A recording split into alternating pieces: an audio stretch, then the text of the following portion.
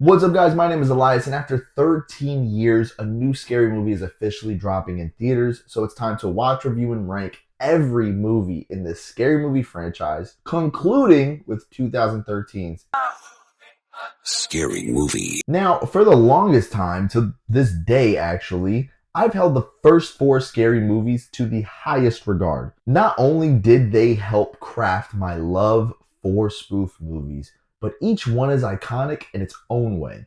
So you can imagine my excitement when Scary Movie 5 was announced, and then my subsequent disappointment when it was actually released. Why? Because of one cardinal rule this movie forgot to follow regarding parodies. It's just not that funny. With Malcolm D. Lee taking over directing duties, I was excited because he made freaking Undercover Brother, aka one of my favorite films of all time. So where did everything go wrong? Well, major cast walkouts like Anna Faris, Regina Hall, Kevin Hart, and Anthony Anderson exiting the project might have had something to do with it. Behind the scenes celebrity feuds probably did too, as Lindsay Lohan and Charlie Sheen didn't even like each other, and they were supposed to be the lead roles before Ashley Tisdale signed on.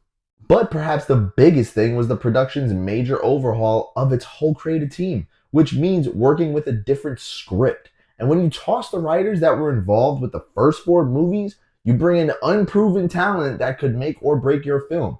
And in Dimension Films' case, Scary Movie 5 is broken. It became the lowest rated and the least financially successful film in the franchise and relied far too much on celebrity cameos, kind of like the frustrating Happy Gilmore 2, as well as a bunch of physical comedy, which can be fun, but it's just not done tastefully here. Like, there's a scene where Jodie and Erica Ash's Kendra are reciting a spell from the Evil Dead book, and what ensues is a dragged out, highly grotesque, unfunny body horror massacre that's just kind of gross to watch. The Cat Williams scene is probably the funniest scene in the whole movie, as he straight up bamboozles Jodie and Simon Rex's Dan into thinking he's this paranormal expert, but he just robs the ish out of them instead.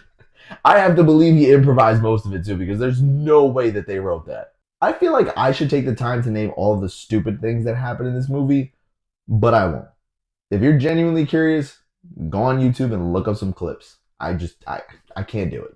Side note, I love bloopers in movies. I miss when they used to do this after basically every single movie, whether it was even a comedy or not.